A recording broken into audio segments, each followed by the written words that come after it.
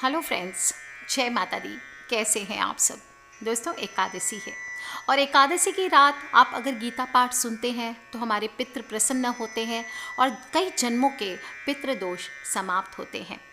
श्रीमद् भगवत गीता में गीता का सार बताया गया है और प्रत्येक अध्याय के अंत में कहा गया है ओम तत्सीदति श्रीमद् भगवद गीता सुपनिषद सुब्रह्म विद्यायाम योग शास्त्रे श्री कृष्ण अर्जुन संवादे डैश डैश डैश नाम इतना अध्याय। इस प्रकार से कहा गया है।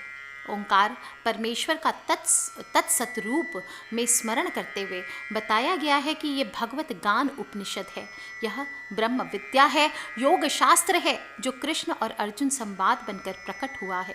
भगवत गीता के इस परिचय में गहनता और व्यापकता दोनों है। यह भगवत गीता उपनिषदों की परंपरा में श्रेष्ठतम उपनिषद माना गया है। श्रीमद् भगवद गीता एक ऐसा सुमधुर गीत है जिसे स्वयं भगवान श्री कृष्ण ने गाया है। धर्मभूमि कुरुक्षेत्र में खड़े विश्वरूप विश्वगुरु श्री कृष्ण ने कर्म का यह काव्य कहा है। इसमें सृष्टि की सरगम है, जीवन के बोल हैं। सृष्टि, सृजन, स्थिति और विलय, ऐसा कोई रहस्य नहीं है जिसे इस भगवत गान में न गाया गया हो। इसी तरह जीवन के सभी आयाम, सभी विद्याएं इसमें बड़े ही अपूर्व ढंग से प्रकट हुई है। इस दिव्य गीत के सृष्टि सप्तक सप्तलोक को प्रकृति अष्टक के साथ स्वयं भगवती चित्त शक्ति ने अपनी चैतन्य धाराओं में गूंथा है। इस उपनिषद के आचार्य श्री कृष्ण हैं और शिष्य धनुषपाणी अर्जुन हैं और आचार्य श्री कृष्ण समस्त ज्ञान का आदि हैं, अंत है, वे स्वयं अनंत है। शिष्य अर्जुन जिज्ञासु है, गुरुनिष्ठ है और अपने सद्गुरु भगवान गुरु को पूर्णतया समर्पित है। आज भी पृथ्वी तत्व से बनी धर्मभूमि देह में परास्पर चेतना बनकर विद्यमान परमात्मा श्री कृष्ण जीव आत्मा अर्जुन को निष्काम कर्म का काव्य सुनाते हैं।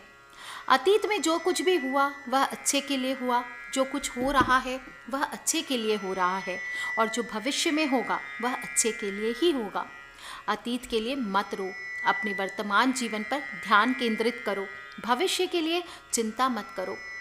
जन्म के समय में आप क्या लेकर के आए थे जो आपने खो दिया है? आपने क्या पैदा किया था जो नष्ट हो गया है? जब आप पैदा हुए थे तब आप भी कुछ साथ नहीं लाए। आपके पास आज जो भी है आपको इस धरती पर भगवान से ही प्राप्त हुआ है और आप इस धरती पर जो भी दोगे भगवान को ही दोगे। इस बात का आप ध्यान रखें। हर कोई खाली हाथ आया इस दुनिया में और खाली हाथ ही उसी रास्ते चले जाना भी है। केवल सब कुछ भगवान के अंतर्गत ही आता है। आप जो कुछ भी आपका है पहले किसी और का था, भविष्य में किसी और का हो जाएगा। परिवर्तन संसार का नियम है। आप एक अविनाशी आत्मा है और एक मृत्युमय शरीर नहीं है। शरीर 5 तत्वों से बना है, पृथ्वी, अग्नि, जल, वायु, आकाश, और एक दिन शरीर इन्हीं तत्वों में विलीन हो जाएगा। आत्मा अजन्म है, कभी नहीं मरता है। आत्मा मरने के बाद भी हमेशा के लिए रहता है, तो क्यों व्यर्थ की चिंता करते हो और आप किस बात से डर रहे हो? कौन तुम्हें मार सकता है? केवल सर्वशक्तिमान ईश्वर के लिए अपने आप को समर्पित करो और जो भगवान का सहारा लेगा उसे हमेशा भय, चिंता और निराशा से मुक्ति मिलेगी। गीता केवल एक धार्मिक ग्रंथ नहीं है, किसी विशेष धर्म की पुस्तक कदापि नहीं है। जैसे कुछ लोग कहते हैं कि हिंदुओं की पुस्तक है, ऐसा भ्रम में नहीं पढ़ना चाहिए। भारतीय परंपरा में धर्म हो, दर्शन हो, मनोविज्ञान हो, सदा ही समन्वित रूप में देखा और विचारा गया है और इन सभी विषयों को वास्तविक केंद्र बिंदु मनुष्य का मन और उसके द्वारा रचा गया संसार है। गीता में यह समन्वित दृष्टिकोण पूरी तरह मिलता है। इसमें जहाँ धर्म के क्षेत्र के आत्मा, परमात्मा, भक्ति, कृपा, दान, तपस्या, नैतिकता, त्याग, पाप, पुण्य, सभी पारंपरिक विषयों को लिया गया है, वहीं इस विश्व की रचना, उसमें मनुष्य की स्थिति से संबंधित गंभीर दार्शनिक प्रश्न भी उठाए गए हैं। लेकिन गीता जी जिस विषय पर सबसे अधिक प्रकाश डालती है वह है मनुष्य के मन का आंतरिक संसार, उसके विविध आयाम। हम क्या हैं? हमारे आंतरिक जीवन की संरचना किस प्रकार की है? हमारा मन कैसे काम करता है? कौन सी शक्तियां हैं जो हमारे जीवन को नियंत्रित करती है? हमारा कर्तव्य क्या है? हम अपने वैयक्तिक और सामाजिक जीवन कैसे बिताएं? हमारा दुख कैसे दूर हो सकता है? हमें स्थायी शांति और सुख कैसे मिल सकता है और हमारे जीवन का अंतिम लक्ष्य क्या है। और हम उस लक्ष्य तक कैसे पहुंच सकते हैं। इस प्रकार के गंभीर प्रश्नों का उत्तर गीता जी में बहुत ही स्पष्ट और सारगर्भित विवेचन द्वारा दिया गया है।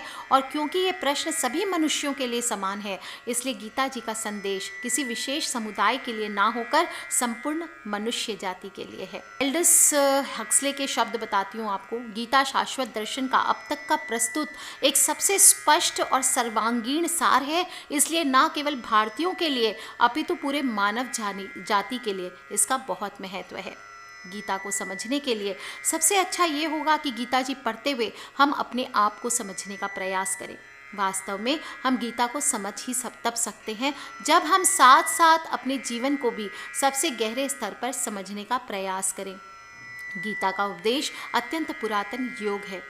श्री भगवान कहते हैं कि मैंने सबसे पहले सूर्य से यह कहा था और सूर्य ज्ञान का प्रतीक है। अतः श्री भगवान के वचनों का तात्पर्य है कि पृथ्वी उत्पत्ति से भी पहले अनेक स्वरूप अनुसंधान करने वाले भक्तों को मैं यह ज्ञान दे चुका हूँ।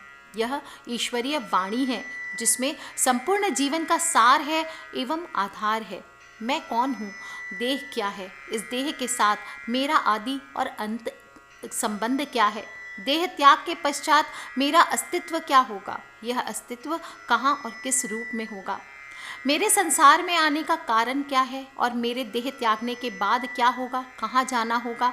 किसी भी जिज्ञासु के हृदय में यह बातें निरंतर घूमती रहती है और हम सदा इन बातों के बारे में सोचते हैं और अपने स्वरूप को नहीं जान पाते। गीता शास्त्र में इन सभी के प्रश्नों के उत्तर सहज ढंग से दिए गए हैं। भगवान ने धर्म संवाद के माध्यम से इन सभी को दिया है। इस देह को, जिसमें 36 तत्व जीव आत्मा की उपस्थिति के कारण जोड़कर कार्य करते हैं, इसे क्षेत्र कहा है और जीवात्मा इसी क्षेत्र में निवास करता है और वही इस देह का स्वामी है। परंतु एक तीसरा पुरुष भी है कि जब वह प्रकट होता है, यानी अधिदेव अर्थात 36 तत्वों वाले इस देह को और जीवात्मा का नाश कर डालता है। यही उत्तम पुरुष ही परम स्थिति है और परम सत्य है। और यही नहीं, देह में स्थित और देह त्याग कर जाते हुए जीवात्मा की गति का यथार्थ वैज्ञानिक और तर्क संगत वर्णन गीता शास्त्र में लिखा हुआ है। जीवात्मा नित्य है और आत्मा उत्तम पुरुष को जीव भाव की प्राप्ति हुई है और शरीर के मर जाने पर जीव आत्मा अपने कर्मों के अनुसार विभिन्न योनियों में विचरण करता है। गीता का प्रारंभ धर्म शब्द से होता है, धर्म क्षेत्रे कुरुक्षेत्रे, और गीता के 18वें अध्याय के अंत में इसे धर्म संवाद कहा गया है।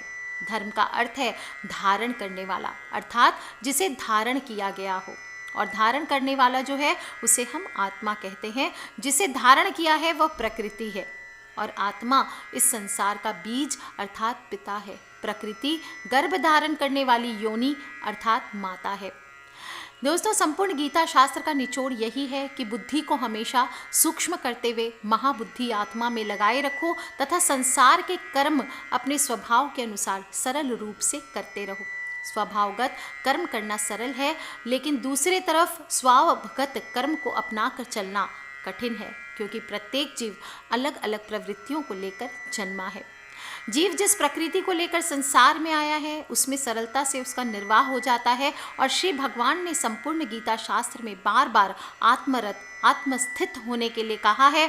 स्वाभाविक कर्म करते हुए बुद्धि का अनासक्त होना सरल है, अतः इसे ही निश्चयात्मक मार्ग माना गया है।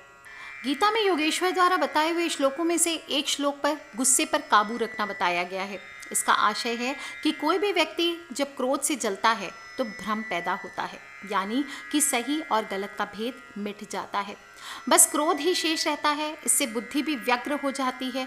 इसके बाद किसी की भी बात सही नहीं लगती, सब कुछ व्यर्थ लगता है। और वही समय होता है जब मनुष्य के पतन की शुरुआत होती है। वर्तमान समय में यदि इसकी प्रासंगिकता की बात करें तो किसी भी कार्य को करते समय यदि कोई क्रोध आ जाए तो कार्य प्रभावित होता है। कई बार तो आपने यहाँ तक देखा होगा कि लोग क्रोध में आकर अपनी नौकरी, रिश्ते या फिर जिंदगी तक दांव में लगा देते हैं। अपने क्रोध के दुष्परिणामों के बारे में कभी भी विचार नहीं करते। इसलिए ज़रूरी है कि जब क्रोध आए तो कुछ क्षण रुककर उससे होने वाले परिणामों के बारे में एक बार ज़रूर विचार करें, फिर ही आपको कोई कदम उठाना चाहिए। हमारे देखने का नज़रिया। श्री कृष्ण भगवान कहते हैं कि मनुष्य को ज्ञान और कर्म दोनों को एक समान रूप से देखना चाहिए, यानी कि एक ही नज़रिया रखना चाहिए। अगर आज के युग में इसकी प्रासंगिकता देखें तो कई बार ऐसा देखने और सुनने में आता है कि मनुष्य बातें तो बड़ी बड़ी करता है, कर्म प्रदान करता है, लेकिन जब खुद उस स्थिति में होता है तो वह उन्हें भूलकर जो खुद के लिए सही हो बस वो ही करता है, फिर चाहे वह अनजाने में ही दूसरों का अहित कर रहा हो। इसलिए ज्ञान और कर्म दोनों ही सदैव एक समान नज़रिए से रखना चाहिए। कर्म वही करें जिसकी ज्ञान इजाज़त देता है। इस तरह व्यक्ति सही गलत और पाप पुण्य के बीच का फर्क आसानी से समझ सकता है। अपने मन पर नियंत्रण रखें। श्रीमद् भगवत गीता के एक श्लोक में योगेश्वर कृष्ण ने बताया है कि मनुष्य का अपने मन पर नियंत्रण होना जरूरी है, और वह अर्जुन से कहते हैं कि मन अत्यंत चंचल होता है, इस पर विराम लगाना मनुष्य की जिम्मेदारी होती है, अन्यथा यह तो अपनी ही गति से चलता रहता है। मन पर नियंत्रण रखने से आशय है कि कई बार हमें पता होता है कि जो कुछ हम कर रहे हैं या करने जा रहे हैं उससे किसी का अहित हो सकता है, या फिर हो सकता है कि खुद के लिए भविष्य में वह नुकसानदायक हो, लेकिन वर्तमान में कुछ पलों के लिए वह सुखद लगता है। मन की चंचलता के चलते व्यक्ति जानते समझते हुए कई बार गलत कदम उठा लेता है। इसलिए ऐसे कर्मों से दूर रहना चाहिए, नहीं तो आपका मन ही आपका सबसे बड़ा दुश्मन हो जाता है। श्रीमद् भगवत गीता में श्री कृष्ण भगवान ने सच्चे दोस्त के बारे में भी बताया है। सच्चा मित्र वही होता है जो आपका बुरे वक्त में साथ देता है, यानी कि दुख और परेशानी में हर वक्त आपके साथ खड़े हों। ऐसा ना हो कि वह समस्याएं आते ही आपसे दूर हो जाए। यदि आपका मित्र ऐसा ना करे तो तुरंत ही उसका परित्याग कर देना चाहिए, अन्यथा ऐसे लोग आपके मित्र बनकर मित्रों की संख्या में इजाफा तो कर देते हैं, लेकिन ज़रूरत पड़ने पर आपके साथ कोई नहीं होता। वर्तमान समय में देखा जाए तो वक्त जब सही हो तो तमाम दोस्त मिल जाते हैं मौज मस्ती करने के लिए, लेकिन जब वक्त खराब होता है तो सभी साथ छोड़ देते हैं। बहुत कम होते हैं जो आपका साथ देते हैं, और वही आपका सच्चा मित्र कहलाता है। अपने अनुभवों से आपको सीखना चाहिए। श्री कृष्ण भगवान ने गीता में अर्जुन से कहा है कि व्यक्ति को अपने गुरु के अलावा अपने अनुभवों से भी सीखना चाहिए, नहीं तो कई बार इंसान परेशानियों में पड़ सकता है। बड़े बुजुर्गों की राय लेकर के अक्सर आजकल के बच्चे अपसेट हो जाते हैं, अवॉइड करते हैं, जबकि ऐसा नहीं करना चाहिए। आपको जीवन के अनुभव ले करके आगे बढ़ना चाहिए ताकि आप अपने लक्ष्यों तक सुगमता से पहुँच सके। कई बार ऐसा देखा गया है कि बार बार असफलता मिलने के बाद भी मनुष्य उसी पथ पर बार बार गुजरता है, जबकि उसे बीते समय में मिले परिणामों का विश्लेषण करना चाहिए और फिर अपने अनुभवों के आधार पर ही आगे बढ़ना चाहिए या किसी से जुड़ना चाहिए। दोस्तों, बिना बात का मोह ना रखें। मोह के बजाय सत्य को जानने का प्रयास करें। शरीर एक दिन नष्ट हो जाएगा, सब चीज़ें नष्ट हो जाने वाली है, लेकिन गलत संगति का मोह त्याग दें और समाज और धर्म की स्थापना के लिए जो बेहतर है, बेहतर से बेहतर कर सकते हैं, वो आपको करना चाहिए। इसमें कोताही नहीं बरतनी चाहिए। वर्तमान समय में इसकी प्रासंगिकता ऐसी आती है कि मनुष्य को ईश्वर और धर्म को जानने का प्रयास करना चाहिए। कोई भी गलत दिशा में जाए उसे रोकना चाहिए और धर्म और ईश्वर को जानते समझते हुए कार्य करना चाहिए। ऐसा करने से सफलता की संभावनाएं बढ़ जाती है। गीता जी के सफलता के सूत्र हैं, महामंत्र हैं, और अगर जो भी मनुष्य इन सभी को फॉलो करता है, जीवन में कहीं ना कहीं सिर्फ सुनने मात्र से नहीं बल्कि इसे अपने जीवन में अपना करके आगे बढ़ता है, तो जीवन में असफलताएं बहुत हद तक कम हो जाती है। तो आप ही कीजिए और अपने फ्रेंड्स, फैमिली, मम्मी पापा, भाई बहन, बच्चे, आज एकादशी के दिन गीता के एक छोटे से सार को मैंने आप सभी के साथ शेयर किया है। ट्राई करें कि इसे सुने और अपने जीवन में उतारने का भी साथ में प्रयास करें, क्योंकि सिर्फ सुनने से कुछ नहीं होता है। हमने एक कान से सुना दूसरे से निकाल दिया, बल्कि इसे अपने जीवन में उतारने का प्रयास करें और फिर देखिए दोस्तों कैसे हमारे जीवन के आधे से ज़्यादा कठिनाइयाँ अपने आप ही दूर हो जाती है। Take care friends, love you all, जय माता दी। सब्सक्राइब करके रखें ताकि आने वाले वीडियो से आप और मैं कनेक्टेड रहें, और अपने फ्रेंड्स, फैमिली, मम्मी पापा, भाई बहन, बच्चे सभी लोगों से इसे शेयर करना बिल्कुल ना भूलें। Take care friends, love you all, जय माता दी। बम बम भोलेनाथ की जय, श्री कृष्ण भगवान की।